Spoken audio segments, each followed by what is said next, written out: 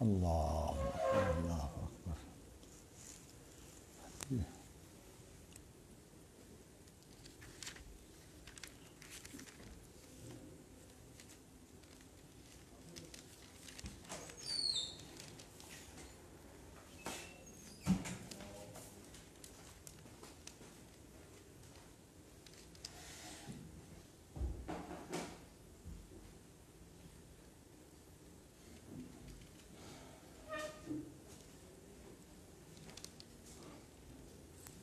اللہ اللہ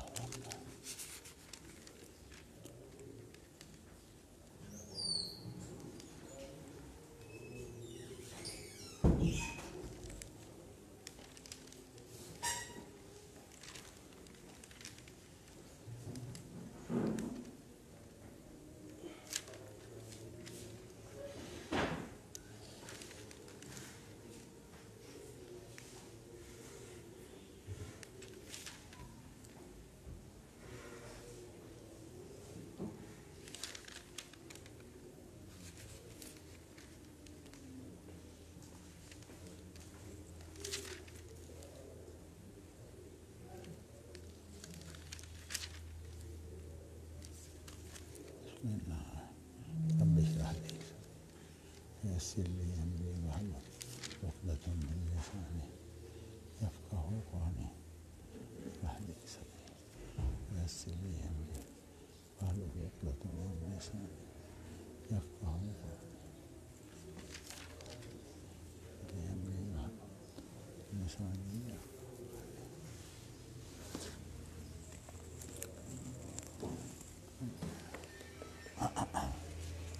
اللہ اکبر. بسم اللہ الرحمن الرحیم. یا اللہ تیرا شکر. الحمد للہ الحمد للہ الحمد للہ.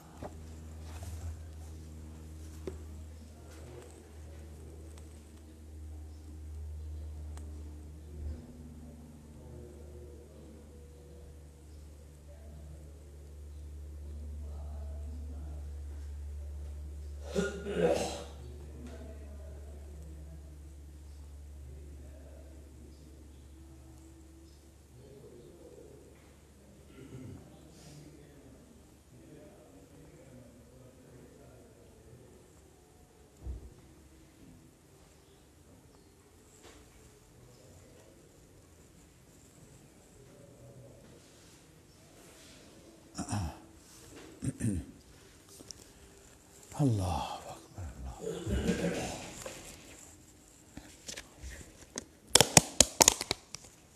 بسم اللہ.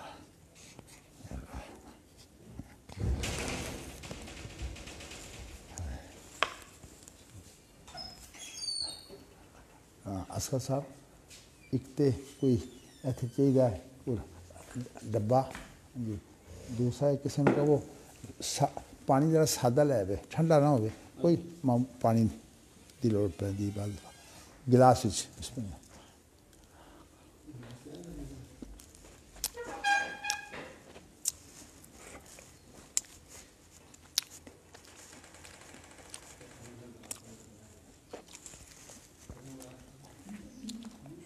الحمد للہ.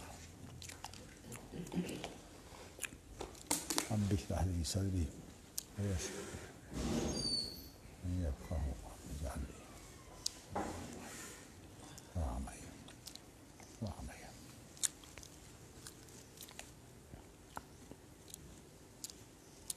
بسم اللہ الرحمن الرحیم.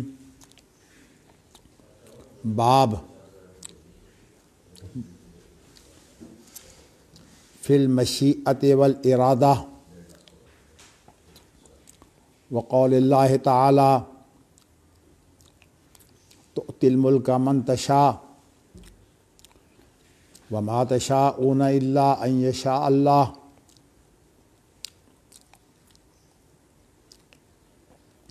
ولا تقولن لشیء انی فاعل ذلک غدا الا ان یشاء اللہ. انک لا تہدی من احببت ولکن اللہ یہدی من یشاء. قال سعید بن المسیب عن ابیہ نزلت فی ابی طالب یرید اللہ بکم اليسر ولا یرید بکم العسر حدثنا مسدد حدثنا عبد الوارث عن عبد العزیز عن انس قال قال رسول اللہ صلی اللہ علیہ وسلم اذا دعوتم اللہ فاعظموا فی الدعاء ولا یقولن احدکم ان شئت فآتنی فإن اللہ لا مستکرہ لہ.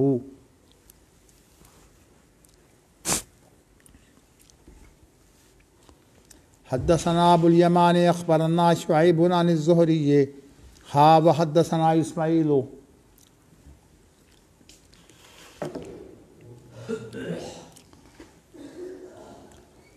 حدثنا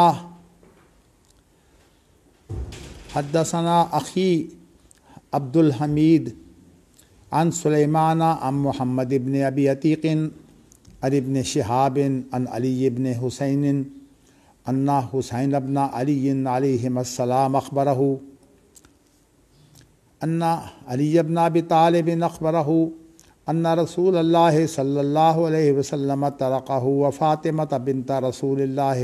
صلی اللہ علیہ وسلم لیلۃ فقال لهم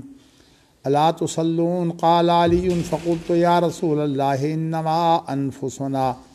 انما انفسنا بید اللہ فإذا شاء يبعثنا بعثنا فانصرف رسول اللہ صلی اللہ علیہ وسلم حين قلت ذلك ولم يرجع إلي شيئا ثم سمعته وهو مدبر يضرب فخذه ويقول وكان الإنسان أكثر شيء جدلا.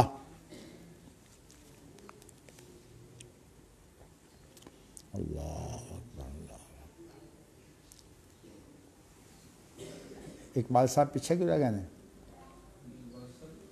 اجے آئے نہیں؟ اجے نہیں آئے؟ اچھا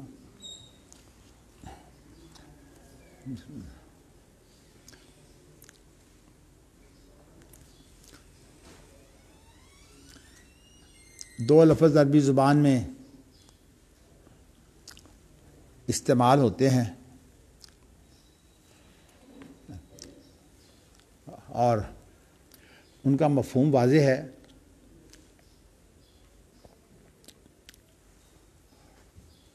لیکن ایک آسان چیز کے اندر جب تعویلیں شروع ہو جاتی ہیں، غلط عقیدہ رکھنے والے جو ہیں وہ ایسی تعویلیں کرتے ہیں، تو پھر وہ الفاظ جو ہیں ان کے بارے میں یہ مشکل پیدا ہو جاتی ہے. حالانکہ قرآن مجید بہت آسان ہے اور اس کی کوئی بات جو ہے اگر علمی ہے تو معمولی سے جو ہے وہ فہم تفہیم کے ساتھ وہ بات واضح ہو سکتی ہے، مگر زیادہ الجھن پیدا ہوتی ہے تعویلیں کرنے والوں کی وجہ سے.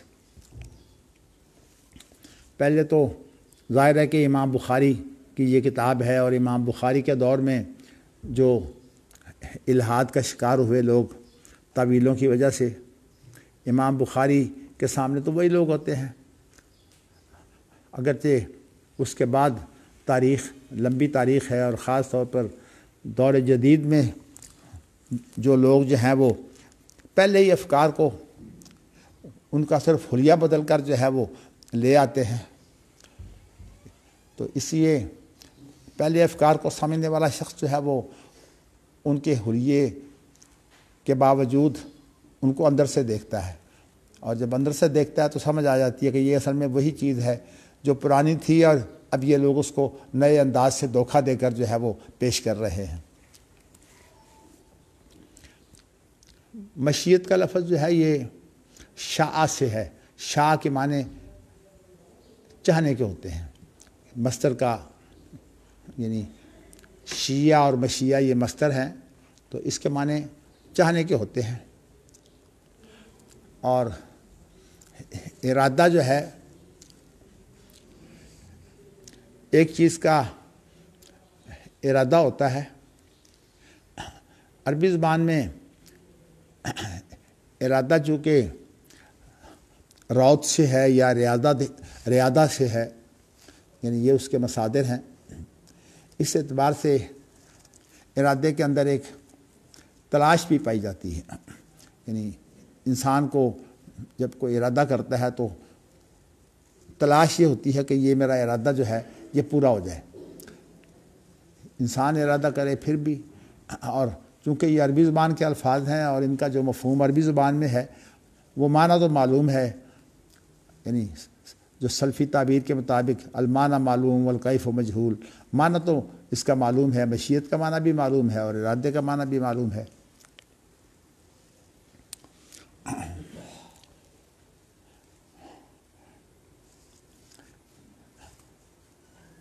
یہ اللہ تعالیٰ کی جو صفتیں ہیں اس دوران میں یہ امام بخاری بات سے آئے ہیں مشیت اور ارادہ کی۔ اصل بات جو ہے وہ اس دور میں جو ملحدین تھے ان کی الجھن یہ تھی کہ وہ اللہ کے بارے میں جو چیزیں انسان کو لازم آتی ہیں وہ جب انسان کی تعبیر اللہ پر وارد کرتے، یعنی جو انسان کی کیفیتیں ہیں وہ جب اللہ پر وارد کرتے تو اللہ تعالیٰ کی نہ وہ حقیقت سے واقف ہیں، نہ کنہ سے واقف ہیں، اور نہ اللہ کی کیفیتوں سے وہ واقف ہیں۔ تو اس بنا پر جو ہے وہ سمجھدار آدمی کا کام تو یہ ہے کہ جو چیز اس سے انسان خود واقف نہ ہو اور وہ ہمارے جیسی بھی نہ ہو، اب خالق اور مخلوق دونوں ایک جیسے تو نہیں ہیں، تو اس اعتبار سے سمجھدار آدمی جو ہے وہ صرف اتنی بات کرتا ہے جتنی بات جو ہے وہ اسی خالق نے ہمیں بتا دی ہے۔ الا یعلم من خلق وهو اللطیف الخبیر، جس نے ہمیں پیدا کیا ہے اسے جو ہے وہ بہت بہتر علم ہے۔ تو اور اللہ جو ہے وہ باریک بین بھی ہیں اور خبیر بھی ہیں۔ تو کہنے کا مقصد یہ ہے کہ صحیح طریقہ کار تو یہی ہے سمجھدار آدمی کہ جس چیز کے بارے میں اسے حقیقت کا علم نہ ہو، اس کی کیفیتوں کا علم نہ ہو، اور وہ بہت بلند و بالا جو ہے وہ ذات ہو، تو اس وقت جو ہے وہ اس کے متعلق اتنی ہی بات کرے جتنی بات جو ہے وہ اسے پتہ ہے۔ کیونکہ انسان کا طریقہ کار یہ ہوتا ہے کہ وہ اپنے حالات دیکھتا ہے، اپنے معاملات جو اس کے سامنے جاندار چیزیں ہوتی ہیں ان کے حالات بھی دیکھتا ہے اور اپنے حالات بھی دیکھتا ہے، اور عموماً جو انسان کے اوپر حالات وارد ہوتے ہیں اس کے مطابق جو ہے وہ انسان سمجھتا ہے کہ یہی سب کچھ ہے، حالانکہ یہ بات نہیں ہوتی۔ اللہ رب العالمین اور یہ پوری کائنات جو ہے جو اللہ نے پیدا کی ہے، انسان تو اتنی اہمیت رکھتا ہے کہ یہ کائنات جو ہیں یہ ساری کی ساری انسان کی آزمائش کے لیے جو ہے وہ اللہ نے پیدا بھی کی ہے اور انسان کے تابع بھی کر دی ہے، اور انسان کی آزمائش یہ ہے کہ وہ اللہ کا بندہ بن جائے اور بندہ بن کر رہے۔ تو جو اللہ کا بندہ جو ہے وہ صحیح طور پر بن جائے اس کے لیے اللہ تعالیٰ نے انعامات رکھے ہیں جنت کی صورت میں۔ اگرچہ بہت سی کمزوریاں بھی ہوں تو جنت کے اندر ظاہر ہے کہ لاکھوں درجے ہیں، ان درجوں کے مطابق کمزوریوں کی وجہ سے جو اعلیٰ قسم کے بندے ہیں ان کو جو ہے وہ اعلیٰ درجے ملیں گے، جیسے نبی اکرم صلی اللہ علیہ وسلم کو وسیلہ جنت کا سب سے اعلیٰ مقام ہے جنت الفردوس کا، وہ ملے گا، اور باقی لوگوں کو جو ہے وہ اپنے اپنے حالات کے مطابق، اپنی اپنی کمزوریوں کے مطابق کہ ان کی عبودیت میں جو کمزوریاں تھیں وہ ان کے مطابق جو ہیں وہ درجے پائیں گے۔ لیکن یہ ضرور ہے کہ جو اللہ کے ماننے والے ہیں اور منہ سے انہوں نے جو ہے وہ اس کا اقرار بھی کیا ہے، وہ لوگ جو ہیں وہ تو سارے کے سارے نبی اکرم صلی اللہ علیہ وسلم اور دیگر انبیاء بھی سفارش کریں گے، دوسرے لوگ بھی سفارش کریں گے، اور فرشتے بھی سفارش کریں گے۔ ان سفارشوں کے ساتھ وہ تمام کے تمام جو ہیں وہ اگر جہنم میں چلے بھی گئے، اللہ نے انہیں جہنم میں ڈال دیا تو وہ جہنم سے نکال دیے جائیں گے۔ باقی اس کے بعد پھر اللہ تعالیٰ نے اپنی چاہت کے مطابق، اپنی مشیت کے مطابق پھر جس کو چاہا اللہ اس میں سے نکالیں گے۔ اور میں اس کے بارے میں بھی آپ کو بیان کر چکا ہوں کہ اس کے بارے میں کوئی مزید تشریح کرنی کہ انہوں نے کلمہ پڑھا ہوگا، لازمی یہ بات ہے۔ ویسے تو اللہ کا وعدہ ہے کہ اللہ کسی کو عذاب نہیں کریں گے جب تک کہ اللہ جو ہے وہ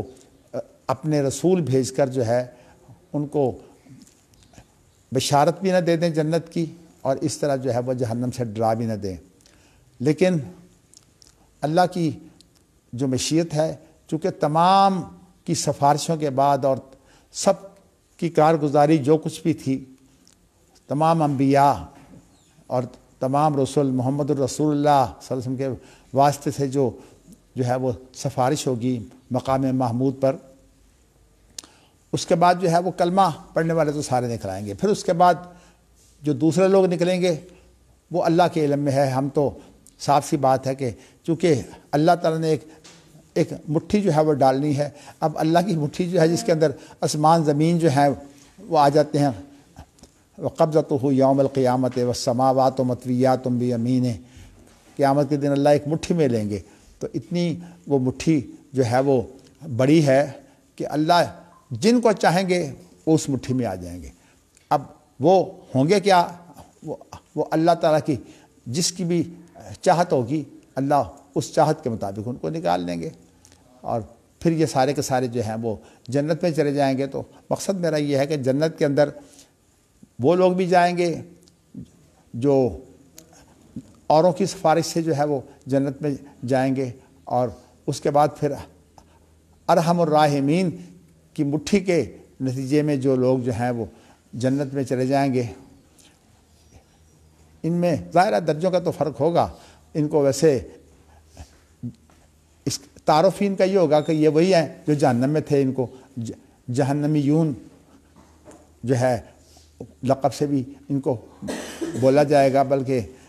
بعض لوگوں نے تو یہ بھی بیان کیا ہے کہ ایک ایسا داغ ہوگا کہ اس داغ سے جو ہے وہ پہچانے جائیں گے کہ یہ جہنم میں رہ کے آئے ہیں۔ تو کہنے کا مقصد یہ ہے کہ جنت تو اس طرح ہوگی، اور جو جہنم ہے، میں اس وقت جو چیز آپ کے سامنے واضح کرنا چاہتا ہوں وہ یہ ہے کہ اللہ کی مشیت جو ہے وہ ہر چیز پر حاوی ہے۔ قرآن مجید کی 400 کے قریب آیتیں ہیں،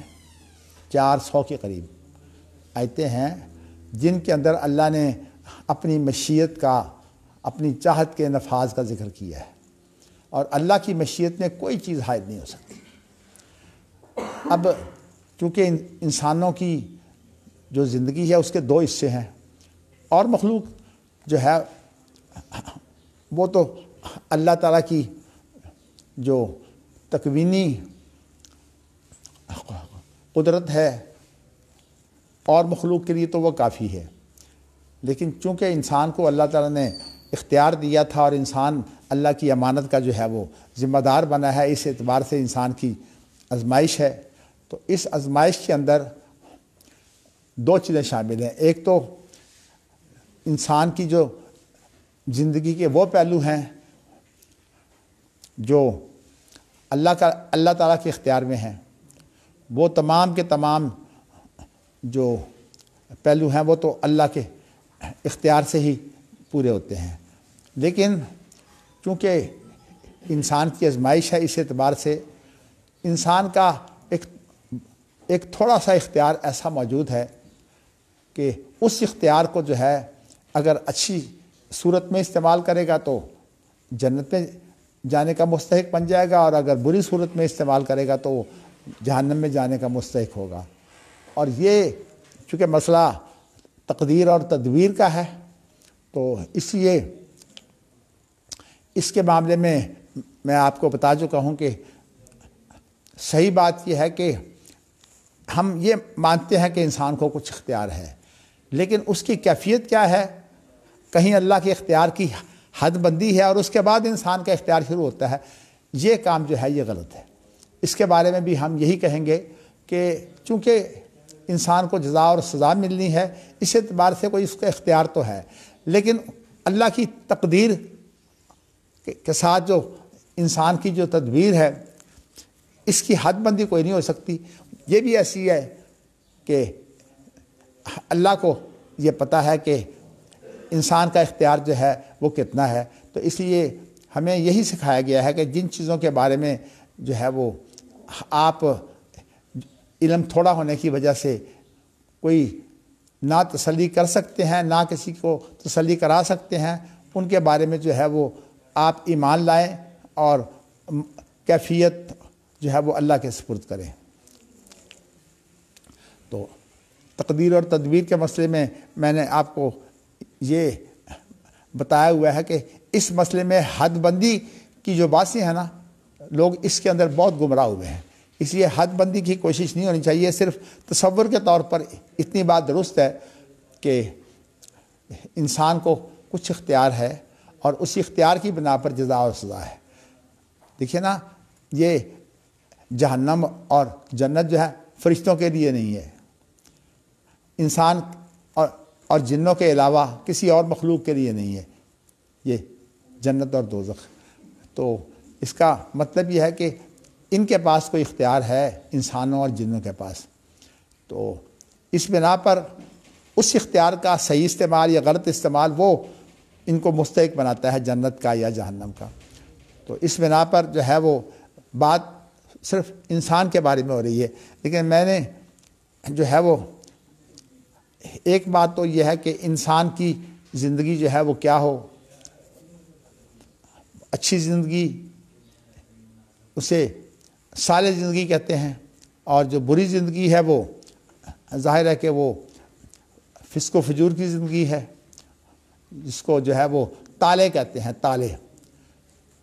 جیسے صحبت کے بارے میں آ رہے ہیں، سالے ترا سالے کند، تالے ترا تالے کند، کہ ایک اچھا آدمی جو ہے اس کی صحبت اختیار کرو گے تو وہ تمہیں اچھا بنا دے گا، اور اگر جو برا آدمی ہے تم اس کی صحبت اختیار کرو گے وہ تمہیں برا بنا دے گا۔ المرء یعرف بجلیسہ، آدمی جو ہے وہ اپنے ساتھی کے ساتھ پہچانا جاتا ہے۔ چلیے، میں بتانا یہ چاہتا ہوں کہ یہ جو اللہ کی مشیت اور ارادہ، ابھی آپ یہ سمجھیے کہ یہ دونوں ایک ہی چیز ہیں۔ مشیت کے معنی چاہت کے ہیں، اور ارادے کے معنی جو ہیں کسی کام کو کرنے کا ارادہ ہوتا ہے، کہ اللہ ارادہ کرتے ہیں تو اللہ کا ارادہ جو ہے وہ بھی پورا ہو کر رہتا ہے، اور اللہ کی جو چاہت ہے وہ بھی پوری ہو کر رہتی ہے۔ لیکن جنوں کی اور انسانوں کی جو آزمائش ہے اس کے اندر اللہ تعالیٰ نے جو ہے وہ اپنی مشیت اور اپنے ارادے کو جو ہے وہ ذرا پیچھے کر لیا ہے۔ پیچھے کرنے کا معنی یہ ہے کہ اللہ جو ہے وہ ہدایت تو پیش کر رہے ہیں انبیاء کے ذریعہ سے، ویسے بھی انسان کا جو ضمیر ہے اندر وہ بھی جو ہے وہ بہت کچھ اندازے کرتا ہے، لیکن چونکہ آزمائش ہے اس اعتبار سے اللہ تعالیٰ جو ہے وہ برائی میں تو مددگار نہیں ہوتے، لیکن نیکی کے معاملے میں جو ہے وہ اللہ مددگار ہوتے ہیں، اور وہ رحم دل ہونے کی وجہ سے۔ ورنہ جس طرح برائی کے اندر مدد نہیں، اس طرح نیکی کے اندر بھی مدد نہیں ہونی چاہیے۔ حالانکہ نیکی کے معاملے میں اللہ بہت مدد کرتے ہیں، بلکہ وَيَزِيدُ اللَّهُ الَّذِينَ اهْتَدَوْا هُدًى، کہ جو ہدایت پر لوگ ہوتے ہیں وہ جو ہدایت چاہتے ہیں اللہ اس کے اندر اضافے کر دیتے ہیں۔ تو خیر، ایک بات دوسری طرف نہ نکل جائے، بتانا میں یہ چاہتا ہوں کہ جو اس کائنات اور اس کے اندر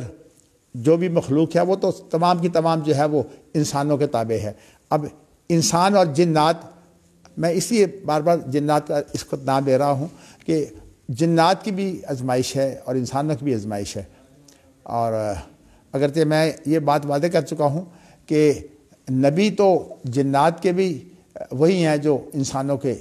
نبی ہوتے ہیں، لیکن جنات کی شریعت چونکہ انسانوں کی شریعت سے مختلف ہے ان کے حالات کے مطابق۔ اب دیکھیں نا، انسان جو ہیں یہاں موجود ہیں، اس چھت پر نہیں جا سکتے۔ جنات کو اللہ نے یہ طاقت دی ہوئی ہے، ایک تو وہ چھپے ہوئے ہیں، ہمیں نظر نہیں آتے، اور دوسری بات یہ ہے کہ ابھی بیٹھے بیٹھے وہ آسمان پر پہنچ جائیں گے، ابھی چند لمحوں میں جو ہے وہ یہاں بیٹھا ہوا جن جو ہے وہ امریکہ میں بھی ہوگا۔ تو یہ جو جنات کو اللہ نے اس طرح کی جو ہے وہ طاقتیں دی ہوئی ہیں، اس لیے ان کی شریعت جو ہے وہ ہماری شریعت سے کچھ مختلف ہے، لیکن بنیادی تصور جو ہے اللہ کی اطاعت کا اور اللہ کی بندگی کا، وہ ان کا بھی ایسا ہی ہے جیسے کہ ہمارا ہے۔ اس اعتبار سے جو انسان نبی ہیں وہی جنوں کے بھی نبی ہیں، اسی لیے نبی اکرم صلی اللہ علیہ وسلم کو جو ہے نبی الثقلین کہتے ہیں۔ ثقلین سے مراد انسان اور جن ہے۔ تو میں اس وقت جو چیز واضح کرنا چاہتا ہوں وہ یہ ہے کہ ایک تو تقدیری معاملات ہیں جس کے بارے میں ہمیں یہ کہہ دیا گیا ہے کہ 6 چیزوں پر ایمان لاؤ، اور ان 6 چیزوں میں اللہ پر ایمان، آمنت باللہ و ملائکتہ، پھر اللہ کے فرشتوں پر ایمان، و کتبہ و رسلہ، اللہ کی کتابوں پر ایمان، پھر اللہ کے رسولوں پر ایمان، آمنت باللہ و ملائکتہ و کتبہ و رسلہ والیوم الآخر، اور آخرت پر ایمان، والقدر خیرہ و شرہ،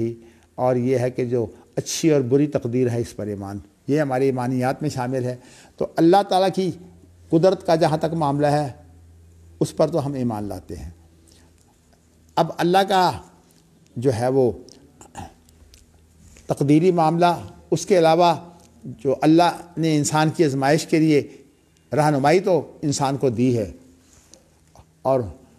اس رہنمائی کے بعد انسان جو زندگی گزارتا ہے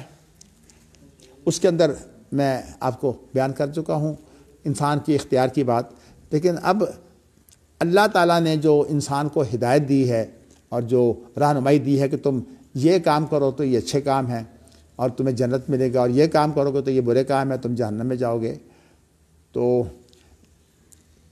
اس ہدایت کی اطاعت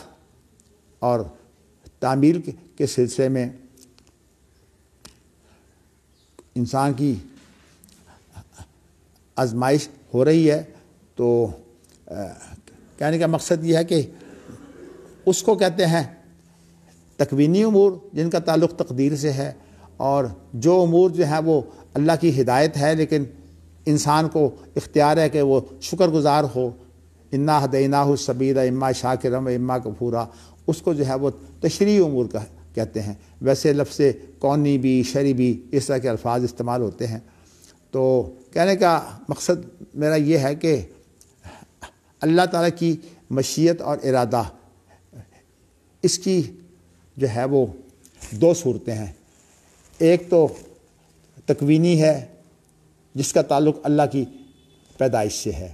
اور دوسرا جو ہے وہ تشریعی ہے، اس کا تعلق اللہ کی ہدایت اور رہنمائی سے ہے۔ تو اس اعتبار سے جو ہے وہ جو تکوینی ہے اس کے بارے میں تو انسان جو ہے وہ مجبور ہے، جیسے وَلَهُ أَسْلَمَ مَنْ فِي السَّمَاوَاتِ وَالْأَرْضِ طَوْعًا وَكَرْهًا، تمام کے تمام جو ہیں جنات اور انسان جو ہیں وہ اللہ کے تابع ہیں، خواہ وہ خوشی سے ہوں یا ناخوش، طوعا و کرہا۔ آسمان زمین میں جتنی بھی مخلوق ہے تمام کی تمام جو ہے وہ اللہ کے تابع ہے۔ تو خواہ وہ طوعا و کرہا یعنی خوشی ہو یا نہ خوشی، یہ تو معاملہ تکوینی ہے۔ لیکن جہاں تک معاملہ ہے تشریع، اس کے معاملے میں جو ہے وہ ان کو اختیار ہے۔ تو اب کہنے کا مقصد یہ ہے کہ ان 2 چیزوں کو ذرا اب آپ جب الگ کر لیا، ایک کونی امور اور ایک جو ہے وہ شرعی امور، جب آپ نے ان کو الگ کر لیا تو اب یہ تو آپ کے سامنے آ گئی کہ کونی امور کے اندر تو جو ہے وہ کسی کا کوئی دخل نہیں ہے، لیکن جو شرعی امور ہیں اس کے اندر اللہ تعالیٰ نے جو اختیار دیا ہے، جن کی آزمائش ہے، تو اس بارے میں جو ہے وہ جو کچھ بھی کام کرتے ہیں، محنت کریں گے تو اس کا انہیں اجر ملے گا، اور اگر غلط کام کریں گے تو اس کی سزا۔ تو ان دو چیزوں کو ذرا الگ کرنے کے لیے قرآن مجید کے اندر جو ہے وہ، جیسے میں نے کہا کہ یہ الفاظ جو ہیں مشیت اور ارادے کے، یہ تقریباً 400 کے قریب یعنی مرتبہ جو ہے وہ یہ الفاظ آئے ہیں، لیکن امام بخاری نے ان میں سے چند ایک کا انتخاب کیا ہے، اور انہوں نے جو ہے وہ سورۃ آل عمران کی آیت ہے، اللہم مالک الملک تؤتی الملک من تشاء وتنزع الملک ممن تشاء، یہ پوری آیت ہے، لیکن امام بخاری نے اس میں سے ٹکڑا لے لیا ہے کہ جس کو اللہ چاہتا ہے اختیارات دیتا ہے، بادشاہی دیتا ہے، یعنی اس اختیارات کے اندر بادشاہی یعنی ایک ادنی اختیار سے لے کر اعلیٰ ترین اختیار جو ہے وہ اس کے اندر شامل ہے۔ یہ تمام کے تمام جو معاملات ہیں یہ تکوینی امور ہیں، اور اسی طرح جو ہے وہ ما تشاءون الا ان یشاء اللہ، یہ اذا الشمس کورت جو صورت ہے 30ویں پارے کی، اس کے اندر بھی یہی موجود ہے، اور جو صورت دہر یا انسان، اس کے دو نام ہیں، صورت دہر بھی اور صورت انسان بھی، تو اس کے اندر بھی یہ ہے وما تشاءون الا ان یشاء اللہ، لیکن جو تکویر میں ہے وہ تو وما تشاءون الا ان یشاء اللہ رب العالمین، یہاں ختم ہو رہی ہے نا صورت تکویر، لیکن یہ جو صورت دہر میں ہے وہاں رب العالمین کا لفظ نہیں ہے، وما تشاءون الا ان یشاء اللہ۔ اچھا جی، اس کے بعد ولا تقولن لشیء انی فاعل ذلک غدا الا ان یشاء اللہ، تو اس کے بعد انک لا تہدی من احببت ولکن اللہ یہدی من یشاء، یہ امام بخاری 4 قرآن مجید کے اندر سے چیزوں کا انتخاب آپ نے کیا ہے۔ اب ان کا آپ جو ہے وہ ترجمہ مفہوم پہلے جو ہے وہ سمجھ لیں۔ اللہ جس سے چاہتے ہیں اختیارات دیتے ہیں، ادنا سے لے کر اعلیٰ اختیارات، اور وما تشاءون الا ان شاء اللہ جو ہے یہ بھی یہاں ایک تکوینی امر ہے کہ تم نہیں چاہتے مگر یہ کہ اللہ چاہے، یعنی مطلب یہ ہے کہ ہماری جو چاہت ہے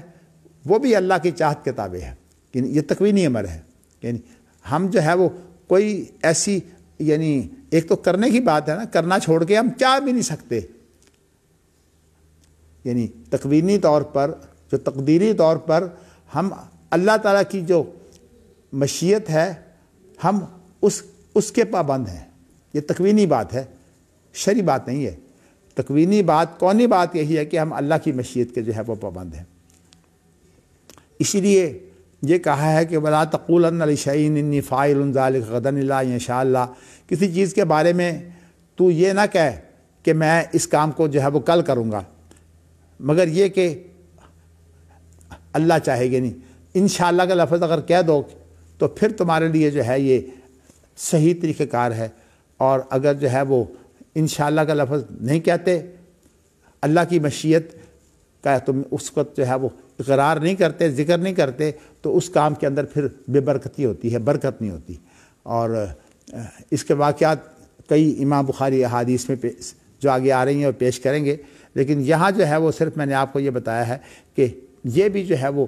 تکوینی امر ہے، تقدیری امر ہے، تو یہ تقدیری جو ہے وہ مشیت اور ارادے کی بات ہو رہی ہے اللہ کے بارے میں۔ اس کے بعد ہے انک لا تہدی من احببت ولکن اللہ یہدی من یشاء، یہ جو ہے حضرت ابو طالب، میں حضرت تو اس لیے کہہ رہا ہوں کہ نبی اکرم صلی اللہ علیہ وسلم کو نے بہت ساتھ دیا ہے، لیکن اب یہ معاملہ تو اب اللہ کے سپرد ہے، اور اللہ نے جو ہے وہ نبی اکرم صلی اللہ علیہ وسلم کے ساتھ دینے کی وجہ سے جو ہے وہ انہیں جنت میں تو نہیں دیکھے گئے، جہنم میں جائیں گے، لیکن ان کا عذاب سب سے کم تر ہوگا، صرف ان کو جو ہے وہ آگ کی جوتی پہنائی جائے گی، لیکن اس کا کم تر عذاب جو ہے وہ بھی اتنا خطرناک ہوگا کہ اس سے ان کا دماغ جو ہے وہ کھولے گا۔ تو یہ آیت جو ہے وہ ان کے بارے میں اتری ہے، کیونکہ نبی اکرم صلی اللہ علیہ وسلم نے یہ کوشش کی تھی کہ کسی طرح وہ آخری وقت میں ہی جو ہے وہ کلمہ پڑھ لیں،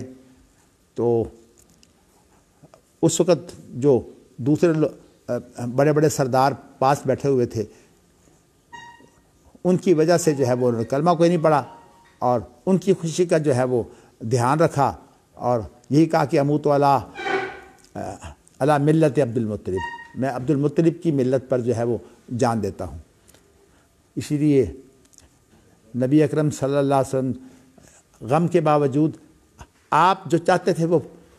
پورا نہیں کر سکے، یعنی ان کو ہدایت نہیں دے سکے اور نہ ان کو ہدایت حاصل ہوئی۔ تو اللہ تعالیٰ نے تسلی کے لیے آپ کو یہ بتایا ہے کہ تو جسے چاہے تو اسے ہدایت نہیں دے سکتا، یہ اللہ کا اختیار ہے ہدایت۔ تو اس لیے بعد میں سعید بن مسیب کا یہ قول جو ہے یہ آ گیا ہے کہ یہ آیت جو ہے نا انک لا تہدی من احببت ولکن اللہ یہدی من یشاء جو ہے، یہ سعید بن مسیب جو ہے وہ اپنے باپ مسیب سے بیان کرتے ہیں کہ یہ ابو طالب کے بارے میں اتری ہے۔ چلیے اس کا تعلق تو اس سے ہے، انک لا تہدی من احببت۔ اور اس کے بعد پھر امام بخاری ایک اور آیت لے کر آئے ہیں، یرید اللہ بکم الیسر ولا یرید بکم العسر۔ تو یہ جو آیت ہے نا یرید اللہ بکم الیسر ولا یرید بکم العسر، اس سے جو ہے وہ ہماری شریعت کی جو ہدایت ہے نا اس کا مزاج بتایا ہے کہ اللہ تعالیٰ نے جو تمہیں شریعت دی ہے، ہدایت دی ہے، اور اسی طرح اللہ تعالیٰ جو نیکی کے معاملے میں تعاون کرتے ہیں، یہ حقیقت میں اللہ کا بہت بڑا فضل ہے، کیونکہ اللہ تعالیٰ جو ہے وہ تم سے آسانی چاہتے ہیں، تنگی نہیں چاہتے۔ تو یہاں ارادے کا ذکر ہے، لیکن یہ ہے کہ یہاں اللہ جو ہے وہ آسانی چاہتے ہیں، تنگی نہیں چاہتے۔ تو ویسے تو اگر جو ہے وہ میں آپ کو کچھ صورتیں بتا دوں تو ذرا وضاحت ہو جائے گی، اس لیے کہ کہنے کو تو صورتحال یہ ہے کہ پہلی جو آیتیں ہیں تؤتی الملک من تشاء وما تشاءون الا ان یشاء اللہ، اور اس کے بعد ولا تقولن لشیء انی فاعل ذلک غدا الا ان یشاء اللہ، ان کے اندر تو ذکر آیا مشیت کا لفظ کا۔ اور اس کے بعد جو انک لا تہدی من احببت ولکن اللہ یہدی من یشاء، یہاں جو ہے یہ ہے تو یہ بھی تکوینی امر، لیکن اس کے اندر جو ہے وہ ایک بات یہ ذکر آ گئی ہے کہ جو انسان جو ہے وہ دنیا میں کوشش کرتا ہے اور جو انسان چاہتا ہے، انجام انسان کے ہاتھ میں نہیں ہوتا، والقدر خیرہ و شرہ کے ایمان کی وجہ سے انجام اللہ کے ہاتھ میں ہوتا ہے۔ تو اس لیے آپ جس کو چاہیں آپ اس کو ہدایت نہیں دے سکتے، تو لیکن اللہ جس کو چاہیں ہدایت دے سکتے ہیں۔ تو اب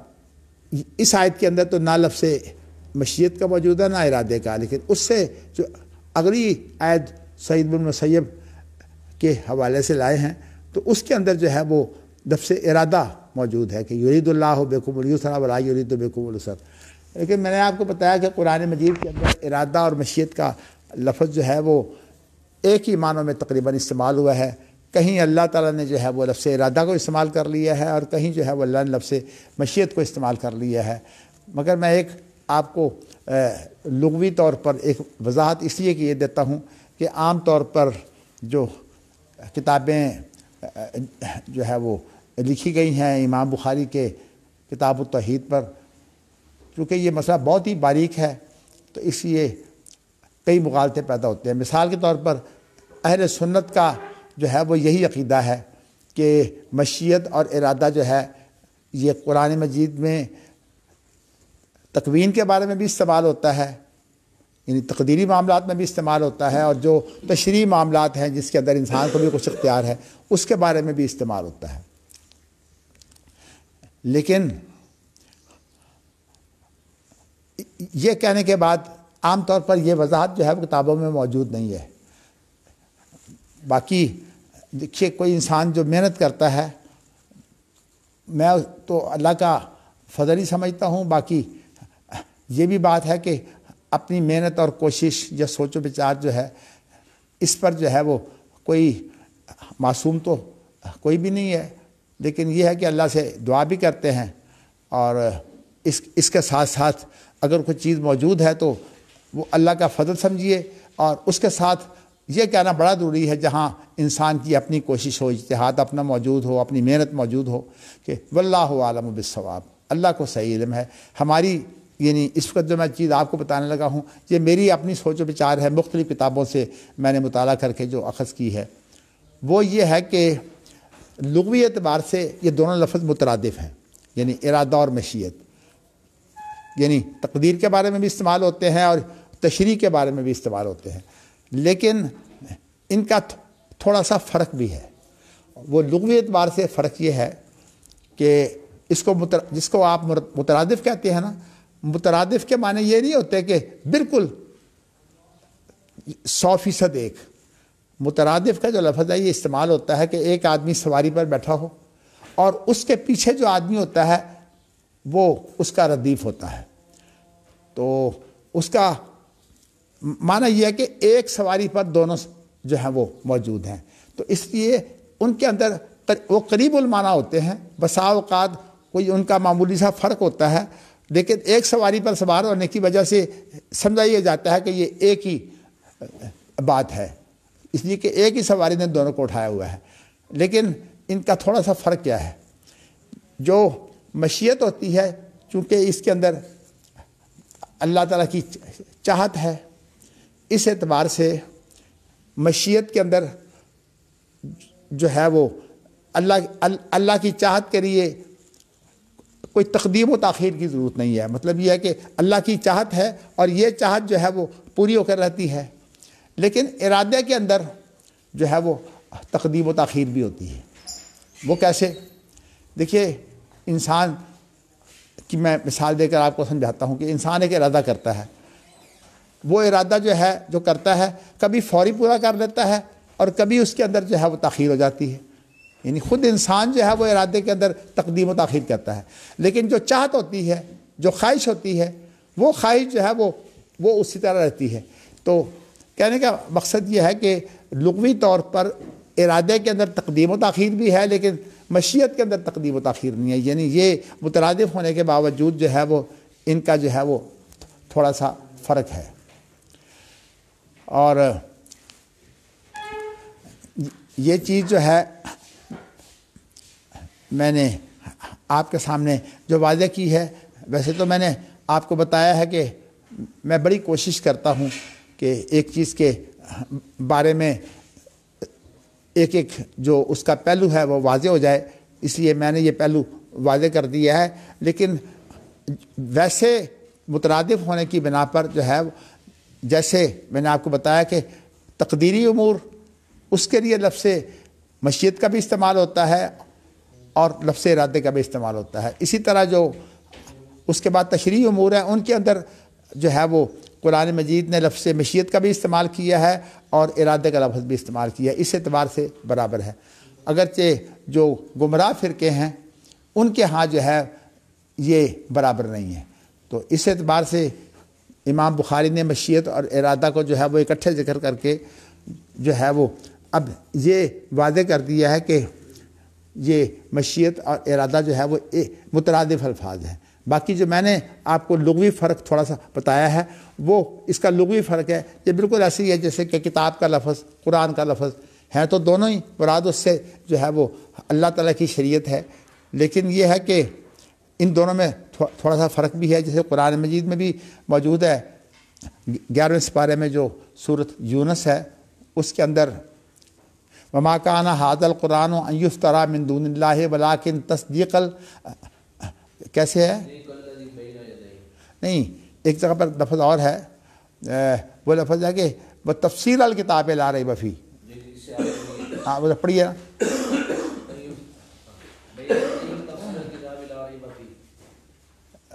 پوری آیت ذرا پڑھیے تھا۔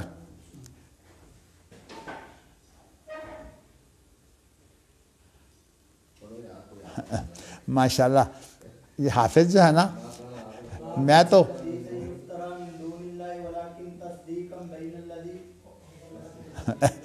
ماشاءاللہ ہاں تفسیر الکتاب ہے، تفسیر الکتاب، یعنی قرآن مجید جو ہے کتاب کی تفسیر ہے، یہ یہاں یہ بیان کیا ہے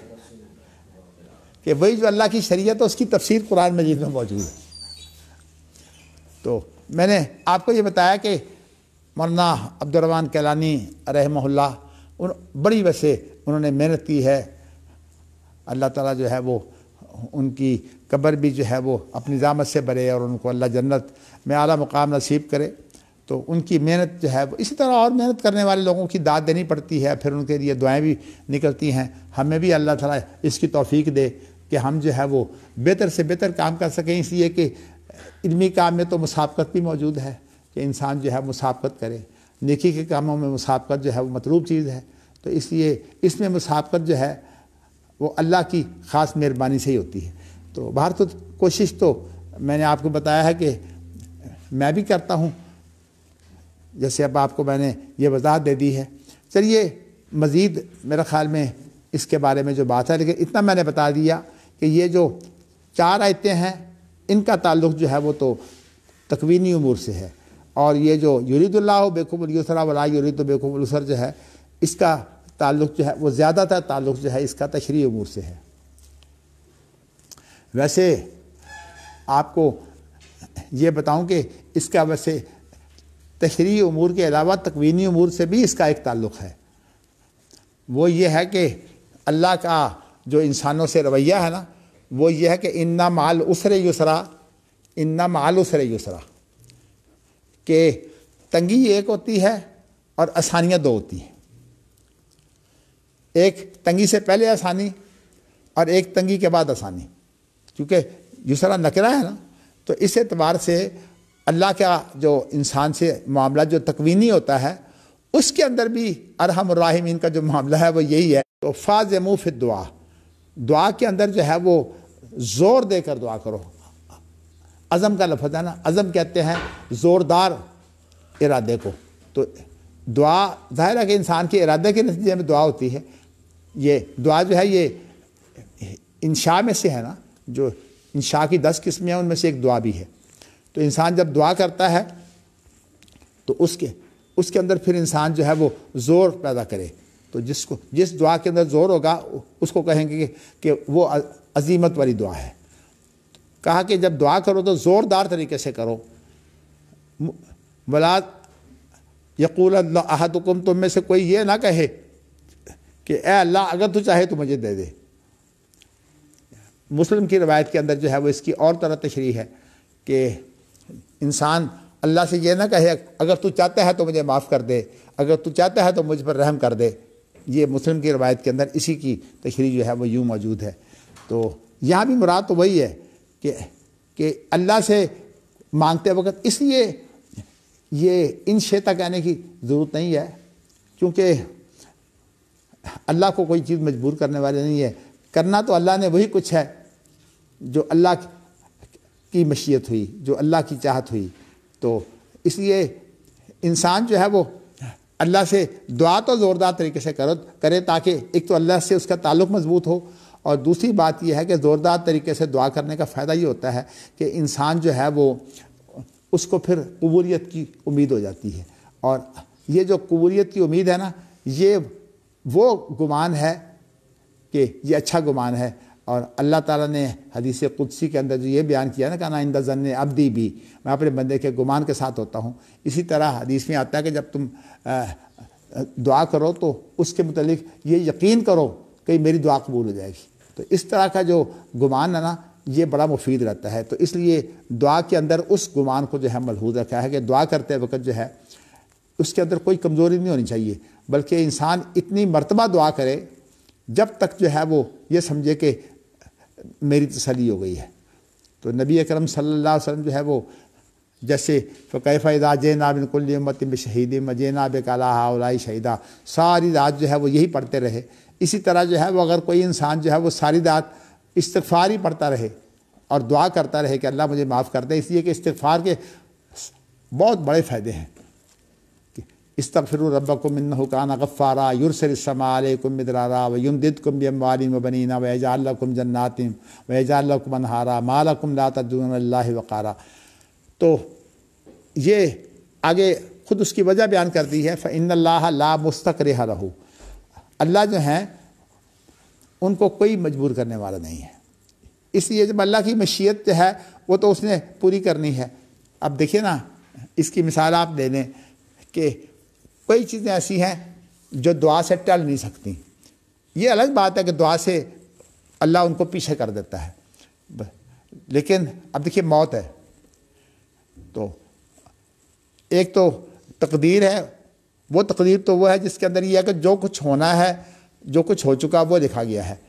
اور ایک اللہ کے فیصلے ہوتے ہیں۔ ہر سال لیلۃ القدر کے اندر فیصلے ہوتے ہیں، اور وہ فیصلے جو ہیں انسان اگر زوردار دعا کرے تو وہ فیصلے بدل جاتے ہیں، یعنی اللہ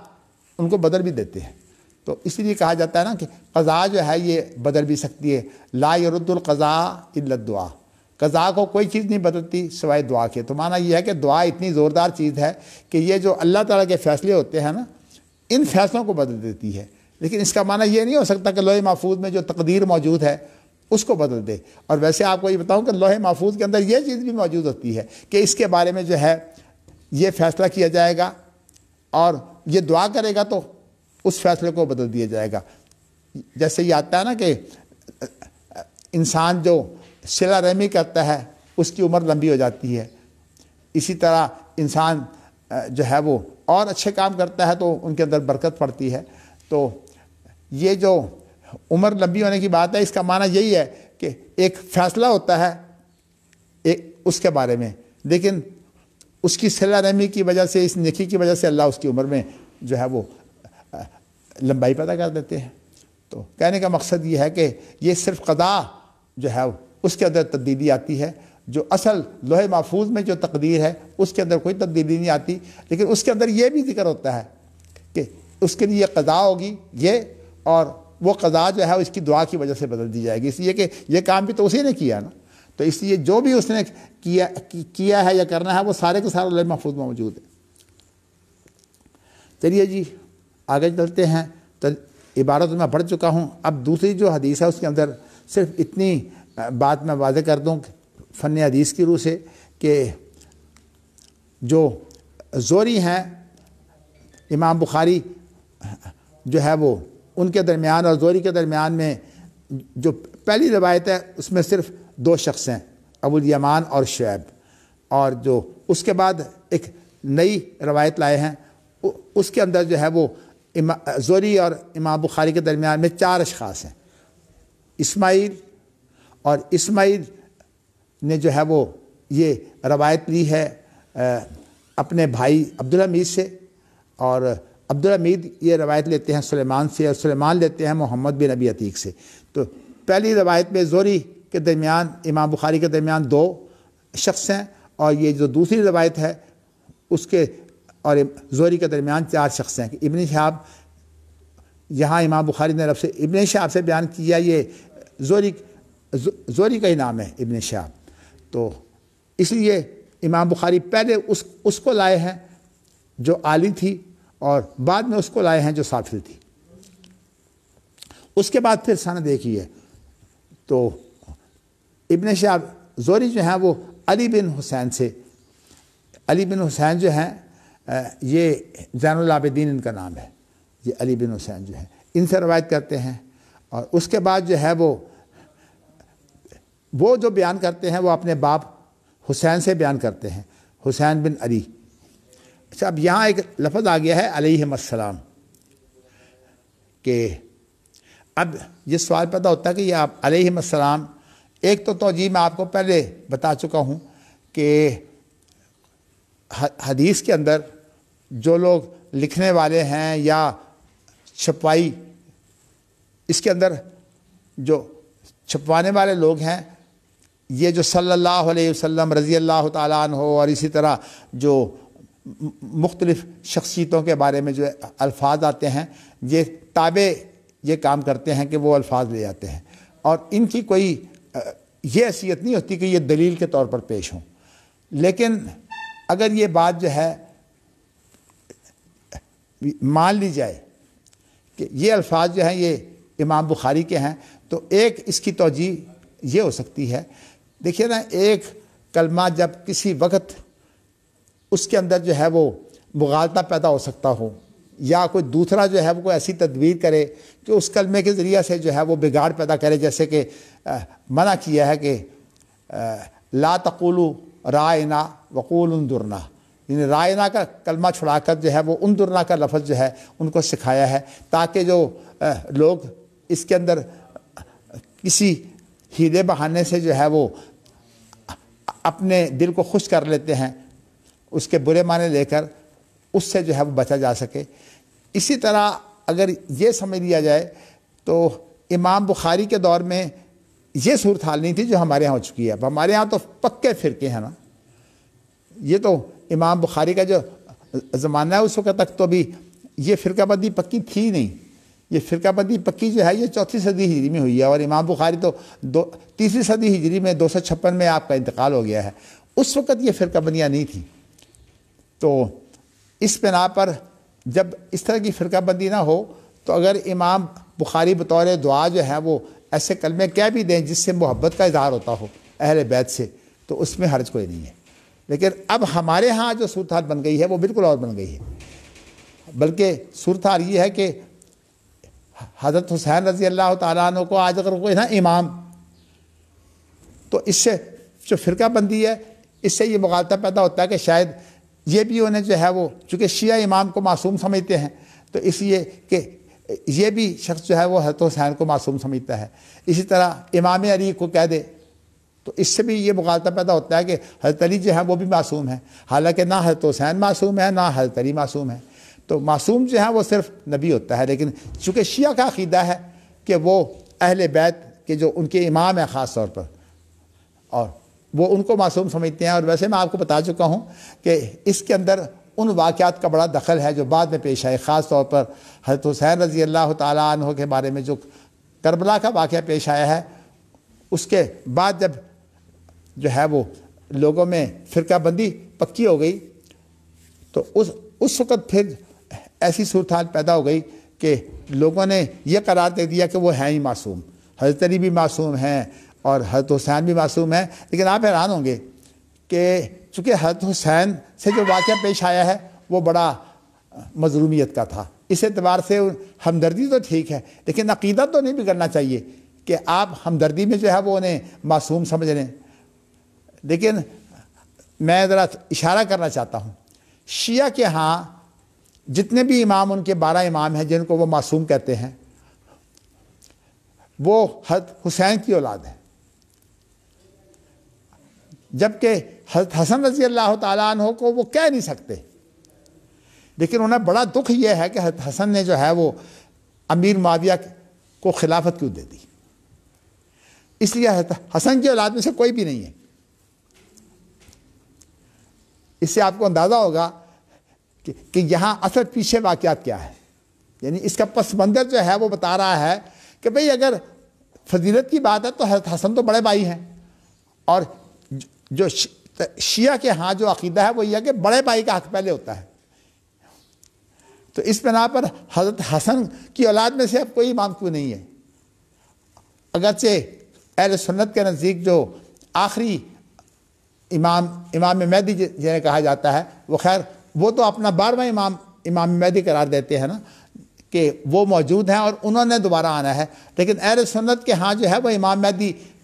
ان 12 اماموں میں سے نہیں ہے۔ ان کے ہاں جو ہے وہ امام مہدی جو ہے وہ قیامت سے پہلے نشانیاں جو ہیں ان میں یہ ہے کہ ایک ہدایت یافتہ حاکم ہوں گے، اور ان کو جو ہے وہ ہدایت یافتہ ہونے کی وجہ سے ان کا لقب مہدی ہے۔ تو ویسے اہل سنت کے ہاں جو ہے وہ حضرت حسن کی اولاد میں سے ہیں، لیکن شیعہ کے ہاں جو ہے وہ حضرت حسین کی اولاد میں سے ہیں۔ تو کہنے کا مقصد یہ ہے کہ اصل میں آپ یوں سمجھیے کہ شیعہ کے جو عقائد ہیں نا اس کے پیچھے وہ جو وجہ ہے نا وہ وجہ موجود ہے جو ان کی مجبوریاں ہیں۔ اب دیکھیں نا، حضرت حسن سے ناراضگی ہے لیکن مجبوری یہ ہے کہ وہ بڑے بھائی ہیں، اس لیے ان کو بھی برا نہیں کہہ سکتے، کیونکہ اللہ کے رسول نے اگر کوئی تعریف کی ہے تو دونوں کی ہے۔ ایک وہ حدیث ہے نا کہ سیدہ شباب اہل الجنہ، کہ یہ جو ہے وہ جنت کے اندر جو جانے والے لوگ ہیں ان کے سردار ہوں گے. یعنی بڑے سردار اسی کو بولتے ہیں جو اہم آدمی ہوتا ہے. یعنی جنت میں جو جانے والے ہیں نوجوان، چونکہ یہ ان کے سردار ہوں گے. تو کہنے کا مقصد یہ ہے کہ فضیلت تو دونوں کو حاصل ہے، اس لیے وہ انکار تو کر نہیں سکتے، اس لیے وہ بھی امام معصوم ہے. اگر معصوم ہے تو اب اس کو جو ہے وہ صلح کو اب کیا کریں؟ اب صلح کو وہ کیا کریں کہ انہوں نے جو ہے وہ خلافت چھوڑ دی. بھئی اگر خلافت چھوڑ دی ہے تو اس کا معنی تو یہ معصوم ہی نہیں ہے. یہ خود دلیل اس بات کی ہے کہ وہ معصوم نہیں ہے، کہ انہوں نے وہ کام کیا جو آپ کو پسند نہیں ہے. تو اس لیے دلائل تو درمیان میں بہت بڑے بڑے موجود ہیں، لیکن میرا کہنے کا مقصد یہ ہے کہ میں نے یہ علیہ السلام کا جو لفظ ہے نا، اس کی وہ توجیہ بھی پیش کر دی ہے کہ امام بخاری کے دور میں یہ تناؤ موجود نہیں تھا جو اب فرقہ بندی کا موجود ہے. اب آپ کو تو پتہ ہے نا کہ سیاست جب اس میں آ گئی ہے تو بین الاقوامی سطح پر جو ہے دو بلاک بن گئے، اور خاص طور پر ضیاء الحق کے دور میں تو یہ بڑی شدت تھی. اور اسی دور میں جو ہے یہ جو سپاہ صحابہ اور سپاہ محمد سے مراد جو ہیں وہ ہیں جو محمد بن حسن جو 12ویں امام ہیں. اپنا شیعہ کے ہاں دوبارہ امام ہے نا، شیعہ اثنا عشری جو ہیں، تو یہ 12ویں امام جو ہیں ان کا نام ہے محمد بن حسن. تو سپاہ محمد سے مراد وہ ہیں. پھر بعد میں جو ہے ان تمام کو جو ہے وہ بین کر دیا گیا. آج بھی صورت آ رہی ہے کہ یہ بین ہوتے ہیں، کوئی نیا نام رکھ کر جو ہے وہ پھر آ جاتے ہیں میدان میں. تو یہ بالکل وہی صورتحال ہے جو بعد جہادی تنظیموں نے اختیار کی ہوئی ہے. چلیے جی، اللہ تعالیٰ ہدایت دے. اچھا جی، اس کے بعد اب حضرت علی بن ابی طالب جو ہے وہ بیان کرنے والے ہیں کہ رسول کریم صلی اللہ علیہ وسلم جو ہے وہ ان کے پاس آئے رات کو. طارق اس کو بولتے ہیں جو رات کو آئے. بسا اوقات دن میں آنے والے کو بھی جو ہے وہ طارق کہہ دیتے ہیں، جب کہ انسان جو ہے وہ سکون اور آرام میں ہو نا، تو اس وقت کوئی آدمی آ کر جو ہے وہ اسے اگر اٹھا دے تو اس کو بھی طارق کہہ دیتے ہیں. اور ان کے پاس آئے، حضرت علی کے پاس اور فاطمہ کے پاس. یہاں جو ہے وہ آپ کو پتہ ہے ناویوں کے ہاں دو مسلک ہیں. ضمیر پر جو ہے وہ اگر کسی اسم کو عطف کیا جائے تو کہتے ہیں کہ اس ضمیر کو بصریوں کے نزدیک اس ضمیر کو جو ہے وہ ضمیر منفصل کے طور پر الگ کرنا جو ہے وہ ضروری ہوتا ہے. یعنی آپ یوں کہہ سکتے ہیں کہ ترکہ ایاہ و فاطمہ بنت رسول اللہ، لیکن کوفیوں کے ہاں جو ہے یہ جائز ہے. صلی اللہ علیہ وسلم کے اندر جو بات آتی ہے نا، صلی اللہ علیہ وعلا آلہ وسلم یا وآلہ وسلم، یہ بصریوں اور کوفیوں کا اختلاف ہے. کوفیوں کا نزدیک یہ بھی جائز ہے، اور یہ امام بخاری کی جو عبارت ہے یہ کوفیوں کے یعنی قواعد کے مطابق ہے کہ علی کے پاس آئے، یہ دروازہ کھٹکھٹایا، اور فاطمہ کے پاس آئے جو اللہ کے رسول کی بیٹی تھیں، تو رات کے وقت آئے. یہ لیلۃ کا لفظ جو ہے اب اضافہ کر دیا تو یہ آخری رات کا وقت ہے. تو انہیں کہا کہ کیا تم نماز نہیں پڑھتے؟ یعنی مطلب ترغیب دلائی کہ تمہیں نماز پڑھنی چاہیے. تو حضرت علی نے جو ہے وہ ان کو کیا جواب دیا؟ کہا کہ اللہ کے رسول، ہماری جانیں جو ہیں وہ اللہ کے ہاتھ میں ہیں. فَإِذَا شَاءَ أَن يَبْعَثَنَا بَعَثَنَا، جب وہ چاہتا ہے کہ ہمیں اٹھائے تو بَعَثَنَا ہمیں اٹھا دیتا ہے. یعنی فَانْصَرَفَ رسول اللہ، اللہ کے رسول نے جب یہ بات سنی تو اصل میں بات یہ ہے کہ اللہ کے رسول جو انہیں ترغیب دے رہے تھے وہ تو تدبیری امر تھا، تقدیری امر تو نہیں تھا. انہوں نے تدبیر کا جواب جو ہے وہ تقدیر سے دینے کی کوشش کی ہے. لیکن انسانی زندگی میں جو ہے نا، تقدیر ہمارے لیے بہانہ نہیں ہوتی. ہاں، ہماری موت کے بعد جب کام ہو چکتا ہے پھر وہ ہمارے لیے بہانہ بن جاتی ہے. جیسے کہ حضرت آدم اور حضرت موسیٰ کا آپس میں مکالمہ جو ہے وہ ذکر ہے دنیا سے جانے کے بعد، کہ حضرت موسیٰ نے آدم سے کہا کہ آپ نے جو ہے وہ غلطی کر کے ہم ساروں کو مصیبت میں ڈال دیا، کہ اب ہم جو ہے وہ یہ آزمائش کا وقت بھگت رہے ہیں. تو انہوں نے کہا کہ تم مجھے ملامت کرتے ہو، اللہ کا فیصلہ یہی تھا، تقدیر یوں تھی. یعنی مطلب یہ کہ ہماری تقدیر تھی وہ پوری ہو گئی. تو حدیث کے اندر اختصار ہے، اس کے اندر آگے یہ ذکر ہے کہ اس مکالمے کے اندر حضرت آدم کو جو ہے وہ یعنی جیت ہوئی، یعنی ان کی بات جو ہے پھر موسیٰ کو اس پر خاموش ہونا پڑا۔ تو مقصد اصل میں یہ ہے کہ اس سے علماء نے یہ نکالا ہے کہ جو بات ہو جائے اس کے بارے میں پھر آپس میں زیادہ رد و قد نہیں ہونی چاہیے۔ غلط کام ہو تو اس کی بھی ملامت اس حد تک تو ہو سکتی ہے کہ دنیا میں انسان آئندہ غلطی نہ کرے، لیکن اگر دنیا سے جا چکا ہے تو اب تو دوبارہ موقع ہی نہیں ہے۔ اس پر بہتر یہ ہوتا ہے کہ انسان جو ہے وہ خاموشی اختیار کر لے۔ تو نبی اکرم صلی اللہ علیہ وسلم نے اس پر خاموشی اختیار کر لی، اس لیے کہ انہوں نے تدبیر جو آپ بتا رہے تھے نماز پڑھنے کی تدبیر، عبادت کی شکل، انہوں نے اس کا جواب تقدیر سے دینے کی کوشش کی ہے۔ اور دیکھیے بہت بڑی بات ہے، یہ حضرت علی کی ایک بہت بڑی آپ سمجھیے کہ ثقافت ہے کہ اپنی کمی خود بیان کر رہے ہیں۔ یعنی اپنی کمی بیان کرنے والے کون ہیں؟ خود حضرت علی۔ یہ ہے نا انسان کی نیکی کہ اپنی کمی یہ ہے کہ انہوں نے اللہ کے رسول کی تدبیر جو تھی کہ تم نماز پڑھا کرو، اس کا جواب جو ہے وہ تقریر سے دیا، لیکن خود بیان کر رہے ہیں کہ میرا یہ کام غلط تھا۔ اگلے الفاظ پڑھیے آپ کو مزید سمجھ آئے گی۔ تو اللہ کے رسول صلی اللہ علیہ وسلم نے جب یہ دیکھا نا کہ یہ تو کج ویسی کی شکل آ گئی ہے، اس لیے کہ دنیا کے اندر تقدیر کا حوالہ دے کر جو ہے وہ جو تدبیر جب تک موجود ہے اس وقت تک انسان کو کوشش کرنی چاہیے۔ فاتقوا اللہ ما استطعتم، جب جتنی انسان کو طاقت ہو انسان اللہ سے بچے، اللہ سے ڈرے۔ تو اللہ کے رسول نے پھر منہ پھیرا تو اب واپس جا رہے تھے، تو وہ کہتے ہیں کہ اللہ کے رسول مڑ گئے، جب میں نے یہ بات کہی تو مڑ گئے،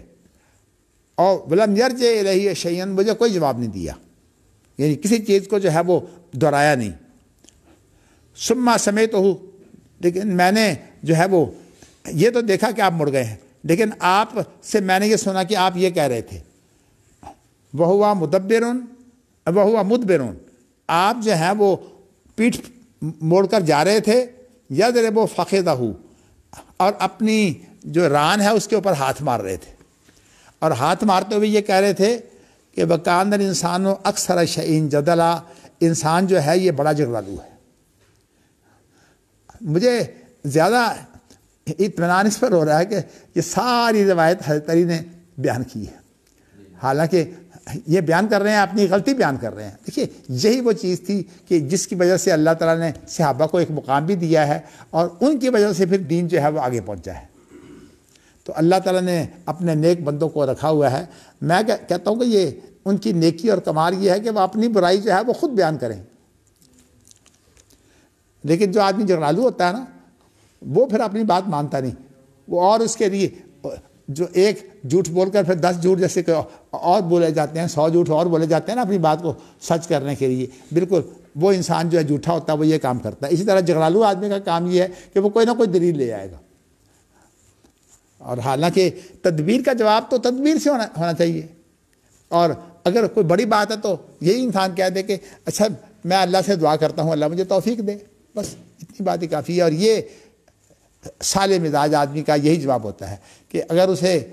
جو ہے وہ کوئی بات کہی جائے تو وہ کہتا ہے میرے لیے دعا کیجئے، میں بھی کرتا ہوں آپ بھی کیجئے کہ اللہ مجھے توفیق دے۔ اللہ اکبر، اللہ اکبر۔